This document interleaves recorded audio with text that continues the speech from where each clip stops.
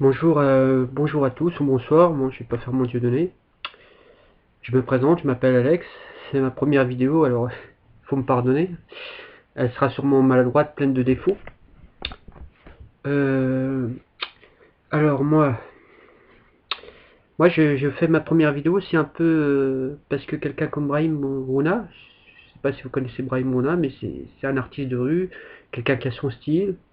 Personne ne diront qu'il est un peu grossier, mais c'est quelqu'un que j'apprécie et qui m'a donné envie de faire une vidéo.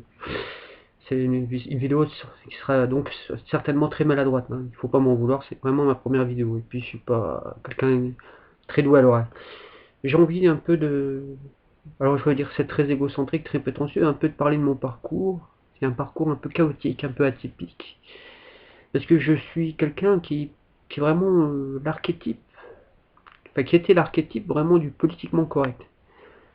Alors sur trois aspects, alors vraiment, j'ai toujours voté à gauche, toujours très européen, et toujours très lié à l'antiracisme. Alors le côté, j'ai toujours voté très à gauche, effectivement, j'ai adhéré à des partis comme les radicaux de gauche, Parti socialiste. J'aurai une anecdote à raconter à ce sujet pour une autre vidéo peut-être. J'étais proche des Verts, enfin bref, j'ai toujours voté à gauche comme un gentil petit gars, quoi. Toujours voté à gauche. Jusqu'au jour, autour de 40 ans, hein, petite quarantaine, 40, 41 ans, je me suis dit peut-être stop quoi. Donc maintenant je suis pas passé du côté obscur de la force, du côté du Front National, mais je ne suis plus vraiment dans cette gauche que je ne supporte plus. Je supporte plus cette gauche quoi. Je me suis rapproché de quelqu'un comme Asselineau. Alors Asselineau, ça va me permettre de faire l'enchaînement avec l'Europe, parce que Asselineau c'est quelqu'un qui est très intéressant, qui parle de l'Europe. Alors l'Europe, c'est une grande histoire, hein. Pour moi j'ai toujours été très européen. Toujours voté. Alors mon premier vote c'était Maastricht, j'ai toujours voté oui. J'ai voté oui aussi pour le traité, après quelques hésitations, j'ai voté oui pour le traité constitutionnel. Même si après je me suis tout de suite dit, mais on se fout de notre gueule, puisque les Français ont voté non, et puis finalement on a quand même ratifié ce traité, après quelques modifications au moment de rien du tout. Et donc à un moment donné, je me suis mis à réfléchir dans ma petite tête, puisque je suis peut-être un peu plus con que la moyenne, mais à un moment j'ai réfléchi, je me suis dit, mais attends Alex, il y a un problème quand même. À l'époque du général de Gaulle, c'était dans les années 60, c'était l'Europe des 6.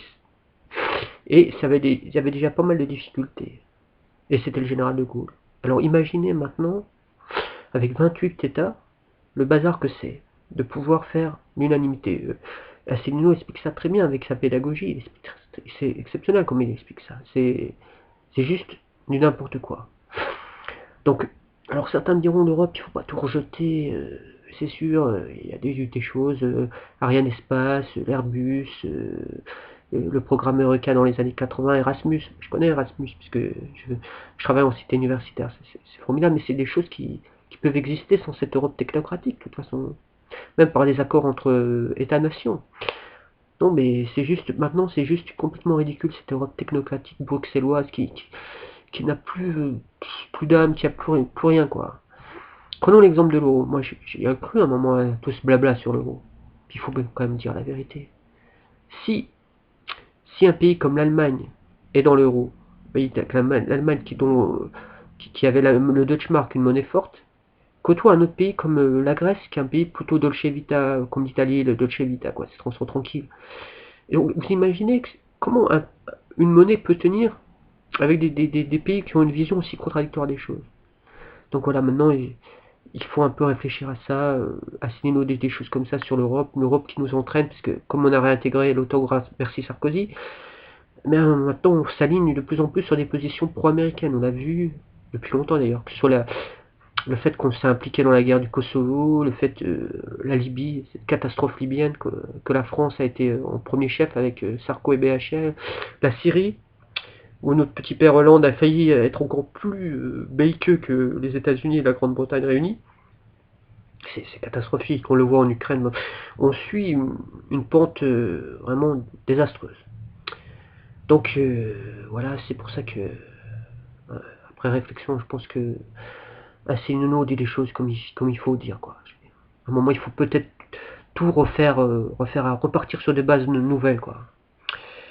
Alors le troisième exemple que je vous avais dit, c'est l'antiracisme. Moi j'ai été baigné dans l'antiracisme, hein, milieu culturel, je suis plutôt une classe ouvrière, hein, mais donc j'étais vraiment là-dedans, quoi. Je me rappelle avoir défilé avec la petite main jaune de SOS Racisme. D'un coup, pas qu'on voit tous les escrocs de SOS Racisme.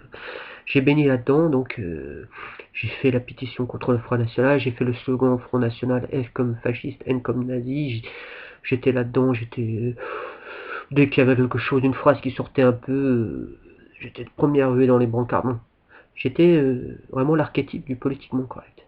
Puis à un moment donné, j'ai réfléchi, je me suis dit, ces associations-là, elles ont un pouvoir extraordinaire, comme dirait quelqu'un comme Jean Bricmont. Alors Jean Bricmont, on peut s'attarder un moment sur Jean Bricmont, c'est un chercheur belge, un physicien de formation qui s'est fait connaître d'ailleurs pour se moquer un peu des intellectuels français qui mettaient les mathématiques à toutes les sauces, sans forcément maîtriser les concepts.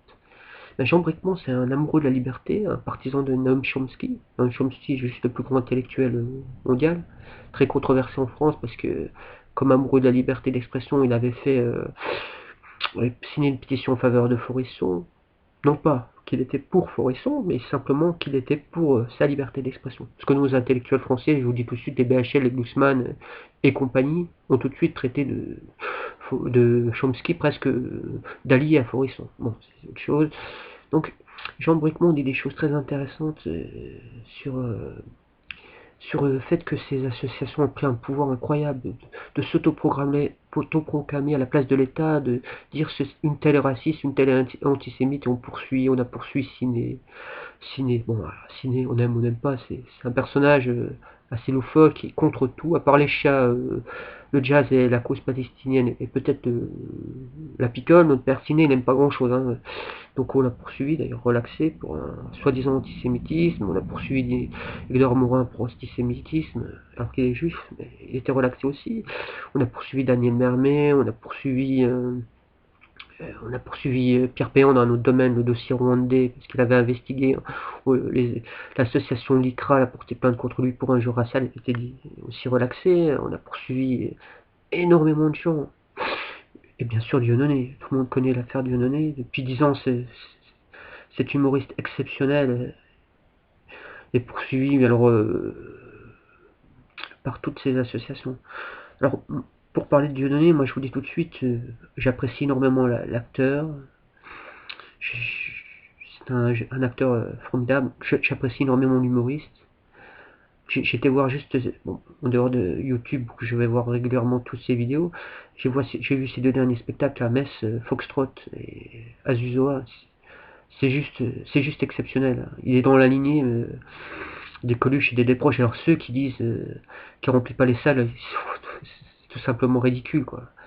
Dieudonné a un succès incroyable dans le monde francophone, qu'il s'agisse pas seulement en France, où ces vidéos passent des fois 2-3 millions d'exemplaires, mais vous allez en Suisse, vous allez au Québec, vous allez en Algérie, vous allez donc en Belgique, il a un succès incroyable, Dieudonné. Même si, comme dit Brahim Mouna, c'est juste une truffe politiquement. Donc moi je voulais faire aussi un petit hommage à Brahim aussi. Brahim qui est quelqu'un qui a son style à lui, son franc-parler. Je l'aime bien, quoi. Voilà, je voulais un petit hommage à lui de ma vidéo qui est très maladroite. Et donc, même si on n'adhère pas à ce que dit Dieudonné, il faut quand même reconnaître que c'est un artiste exceptionnel. Exceptionnel, quoi. Et voilà, donc,